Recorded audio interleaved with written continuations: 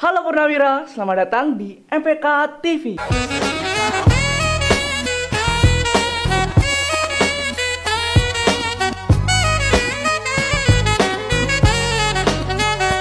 Oke, gak kerasa ya, udah cukup lama kita nggak ketemu.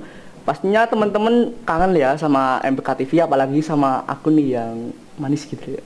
Oke, tapi tenang, kita akan ketemu lagi nih sama aku, Afastin Taulani, yang akan membawakan acara MPK TV pada episode ini. Untuk episode kedua ini, kita akan membahas tentang salah satu tugas pokok MPK.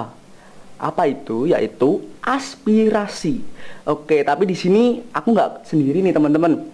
Soalnya aku ditemenin sama kakak-kakak cantik dan pastinya memiliki pengetahuan luas mengenai aspirasi. Jadi di sini aku sama Kak Rizka sama Kak Zulfa. Ya, mungkin kakak-kakak bisa memperkenalkan diri dulu. Oke, sebelumnya perkenalkan aku Rizka Putri Kusumawardani di MPK SMA Negeri 2 Klaten periode 2021-2022. Aku menjabat sebagai Ketua Umum. Oke, sebelumnya halo Purnawira. Perkenalkan, aku Zulfa Mudah, biasa dipanggil Zulfa. Saat ini aku menjabat sebagai Ketua Komisi Aspirasi MPK SMA Negeri 2 Klaten periode 2021-2022. Oke, jadi itu pengenalan dari kakak-kakak kita. Ya. Saya mau nanya Kak, kesibukan kakak-kakak ini sekarang apa ya Kak? Apa ya? Sebenarnya aku sama Zulfa itu gabung forum eksternal. Iya, kita benar. gabung forum MPK Kabupaten Kabupaten. dan juga MPK Provinsi Jawa Tengah. Oke, jadi relasinya itu kakak-kakak ini tuh pasti luas, jadi nggak usah diragukan lagi tentang ilmunya, tentang aspirasi. Oke, saya mau nanya nih Kak sama Kak Rizka. Untuk pembahasan pertama kali ini kita akan membahas mengenai aspirasi. Saya mau nanya nih Kak, sebenarnya apa sih itu aspirasi? Oke, mungkin bisa aku jawab aja ya. Iya. Jadi secara definisi aspirasi itu mungkin bisa digolongkan menjadi dua. Definisi aspirasi secara umum dan definisi aspirasi di tingkat SMA, SMK sederajat. Kalau aspirasi secara umum, aspirasi itu merupakan keinginan, harapan, cita-cita yang ingin dicapai di masa yang akan datang. Sedangkan aspirasi di tingkat SMA, SMK sederajat itu adalah keinginan kuat dari siswa-siswi yang berbentuk pernyataan sikap, harapan, kritikan, ataupun masukan, entah itu soal permasalahan di ekstrakurikuler maupun organisasi dan juga pihak sekolah gitu. Oh, jadi aspirasi itu nggak melulu soal kritikan ya Kak? Benar banget. Iya, jadi bisa juga saran atau masukan atau bahkan juga menyampaikan kendala-kendala di ekstrakurikuler maupun organisasi. Yes, benar. Oke, jadi aku mau lanjut ke pertanyaan berikutnya untuk Kak Zulfa. Aspirasi itu bisa disampaikan dalam bentuk apa saja sih, dan kepada siapa saja aspirasi itu bisa disampaikan? Mungkin bisa dijawab untuk Kak Zulfa. Jadi, untuk penyampaian aspirasi terdapat dua bentuk. Yang pertama yaitu aspirasi secara langsung, dan yang kedua aspirasi secara tidak langsung. Pengertian dari aspirasi secara langsung yaitu aspirasi yang disampaikan berupa dialog. Dapat kita ambil contoh dari program kerja MPK. Tepatnya pada tanggal 29 Juni kemarin, MPK mengadakan kegiatan rapat besar. Di kegiatan tersebut terdapat sesi MPK Gustu ekstrakurikuler, di mana sesi tersebut yaitu merupakan salah satu kegiatan aspirasi atau penjaringan aspirasi secara langsung kepada ekstrakurikuler terkait. Kemudian yang kedua, aspirasi secara tidak langsung.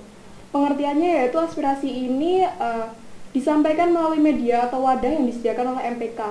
Kita juga bisa mengambil contohnya, yaitu MPK telah mengadakan 2 kali pengambilan aspirasi melalui Google Formulir, di mana dari Google Formulir tersebut aspirasi tersebut akan disaring dan dikelola oleh pihak MPK dan disampaikan ke pihak terkait. Kemudian aspirasi itu dapat disampaikan kepada siapa saja. Jadi kita menggolongkan beberapa aspirasi ke dalam beberapa golongan. Salah satu contohnya yaitu sarana prasarana. Apabila aspirasi tersebut terkait dengan fasilitas yang ada di sekolah, maka kita akan menyampaikan ke Wakasek Sarana Prasarana. Begitu. Oke, jadi aspirasi itu disampaikan dalam dua bentuk ya Kak? Iya. Oke, secara langsung dan tidak langsung. Iya. Oke, mungkin saya akan langsung ke pertanyaan berikutnya untuk dijawab kedua kakak-kakak ini. Kenapa MPK yang menjadi penampung dari aspirasi siswa? Mungkin bisa dijawab. Oke. Dulu aja ya. Oke. Jadi kenapa MPK itu menjadi penampung aspirasi? kembali lagi ya teman-teman, ke tugas pokok dan fungsinya MPK itu salah satunya yaitu di aspirasi. Di aspirasi tersebut, melalui penjaringan tadi kita akan mengelola aspirasi dan menyampaikan ke pihak terkait gitu. Dan ada lagi, seharusnya teman-teman itu juga perlu tahu mengenai dasar dari MPK sendiri. Nah, pada dasarnya MPK sendiri merupakan salah satu organisasi di tingkat SMA SMK sederajat yang dia itu berkedudukan sebagai lembaga legislasi. Nah, lembaga legislasi sendiri itu memiliki ranah atau hak dalam beraspirasi, sehingga dapat dikatakan bahwa MPK itu berhak dan memiliki ranah dalam menjembatani aspirasi oleh siswa-siswi kepada pihak terkait. Terus ada satu hal lagi yang perlu teman-teman tahu, pengurus MPK SMA Negeri 2 Klaten itu terdiri dari perwakilan di tiap kelasnya. Nah, hal tersebut juga memudahkan kita untuk menyebarluaskan informasi maupun dalam penjaringan aspirasi. Jadi, itulah sebabnya kenapa MPK memiliki ranah atau tugas dalam beraspirasi gitu. Oke, jadi itu memang tugasnya dari MPK sendiri ya, Kak ya. Oke, lanjut ke pertanyaan berikutnya, mungkin bisa dijawab untuk Kak Zulfa. Aspirasi apa saja yang bisa disampaikan siswa kepada pihak MPK itu sendiri? Baik. Jadi dalam penjaringan aspirasi itu ada beberapa golongan untuk kita sampaikan ke pihak terkait ya teman-teman. Contohnya saja kita bisa ambil yang pertama yaitu mengenai sarana prasarana, yang kedua yaitu mengenai kurikulum, yang ketiga mengenai informasi, yang keempat bisa mengenai hal-hal yang kaitannya dengan sekolah. Dan aspirasi itu sifatnya membangun ya teman-teman. Oke, jadi mungkin bisa dibilang itu ya Kak, kalau misal teman-teman ada aspirasi nih, bentuknya mengenai fasilitas sekolah, otomatis itu tujuannya ke sarana dan prasarana gitu ya. Oke, jadi seperti keluh kesahnya muridmu itu bisa disampaikan lewat MPK gitu ya Kak? Dan seperti yang kamu bilang tadi, bahwa aspirasi itu isinya bukan hanya kritikan, tapi juga apresiasi ataupun kendala dari ekstrakurikuler dan organisasi terkait. Jadi sangat terbantu dengan adanya MPK ini ya Kak? Oke, untuk pertanyaan berikutnya untuk Kak Rizka, bagaimana alur perputaran dari aspirasi siswa itu? Oke, nice question nih, aku suka banget. Jadi mungkin yang selama ini teman-teman tahu, MPK itu cuma menyediakan wadah untuk menjaring aspirasi aja ya. Tapi sebenarnya enggak sesimpel itu. Jadi kita ada yang namanya proses beraspirasi yang kita namakan sebagai sistem perputaran aspirasi. Nah, sistem perputaran aspirasi itu sendiri terdiri dari 4 tahap. Tahap pertama adalah penjaringan aspirasi. Penjaringan aspirasi itu terjadi ketika teman-teman menyampaikan aspirasi kepada MPK. Nah, perantaranya itu seperti yang udah dijelasin sama Zulfa tadi, secara langsung dan tidak langsung. Terus yang kedua ada yang namanya penyaringan aspirasi. Nah, teman-teman kan udah menyampaikan aspirasi ke MPK melalui sebuah wadah itu tadi ataupun melalui dialog. Cuman di situ kan mungkin ada beberapa poin yang sama. Nah, di penyaringan ini tadi, poin-poin yang sama itu kita jadikan satu agar lebih efektif dan efisien untuk disampaikan. Nah, tahap yang ketiga adalah pengelolaan aspirasi.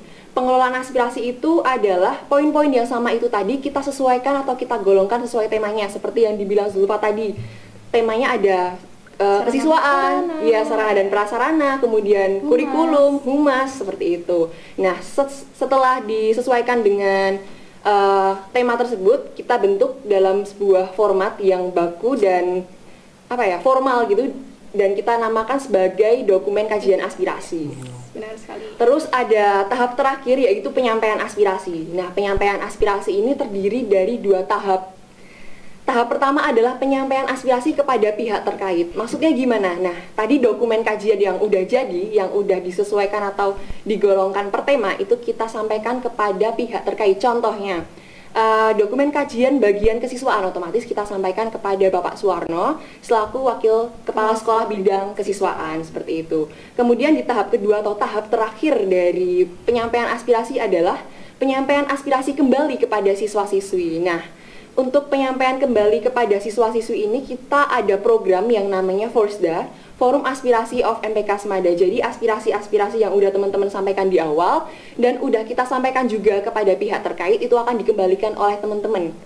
Jadi teman-teman tuh tahu jawaban dari sekolah itu seperti apa, apakah aspirasi itu terrealisasikan ataukah aspirasi itu belum bisa terrealisasikan. Nah, teman-teman akan tahu di sesi Forum Aspirasi of SMA Negeri 2 Klaten atau yang kita sebut sebagai Forsda itu. Oke, di Forsda juga dihadiri oleh beberapa perwakilan dari kelas, kemudian juga dihadiri perwakilan dari organisasi dan juga ekstrakurikuler, dan dipertemukan oleh wakil kepala sekolah yang berkaitan. Oke, jadi alur perputaran ini cukup panjang ya kak? Bener banget. Iya, jadi nggak sesimpel yang Kita lihat. teman-teman Dan pikirkan. aku sangat Iya. applaud sih buat teman-teman komisi aspirasi terutama yang Iya. udah melaksanakan proses atau progres gitu. Iya, cukup sibuk juga. Harus diberi semangat juga ya teman-teman. Semangat. Iya. Mungkin untuk pertanyaan berikutnya untuk Kak Zulfa, apakah ada transparansi kepada siswa mengenai perputaran aspirasi itu? Oke, untuk transparansi perputaran aspirasi, seperti yang udah dibilang Rizka tadi, bahwa MPK akan mengadakan kegiatan Forsda atau Forum MPK of MPK SMA Negeri 2 Klaten. Nah, di forum tersebut akan ada sesi live secara langsung penjawaban aspirasi dari teman-teman yang udah disampaikan melalui Google Formulir tersebut. Jadi istilahnya transparansi kita itu dengan tadi mengundang perwakilan kelas, perwakilan ekstrakurikuler, bahkan kita mendatangkan Bapak Ibu guru yang Secara langsung. ya, secara langsung yang berkaitan dengan penyampaian aspirasi tersebut. Jadi Oh, teman-teman oke. bisa menyampaikan secara langsung. Oke, jadi begitu ya jawaban dari transparansi. Iya, benar sekali. Oke, mungkin ini pertanyaan terakhir di sesi ini, bisa dijawab dengan kakak-kakak semuanya.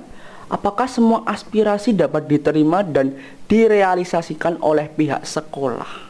Oke, kalau untuk aspirasi itu dapat terrealisasi keseluruhan atau tidak. Jadi untuk aspirasi itu belum tentu ya teman-teman dapat terrealisasi semuanya, karena mengingat kondisi dan juga syarat dan ketentuan dalam sistem beraspirasi dan kondisi dari pihak terkait. Oke, bener banget yang dikatakan Zulfa. Jadi semua itu tergantung terms and conditionnya. Contohnya aja, kita kasih contoh konkretnya aja nih ya. Jadi beberapa waktu yang lalu kan dari MPK sendiri sempat ada program yang namanya aspirasi file study dan studi ya, banding. itu kan itu semua terjadi karena ada banyak banget nih teman-teman SMA Negeri 2 Klaten yang Yuk liburan yuk.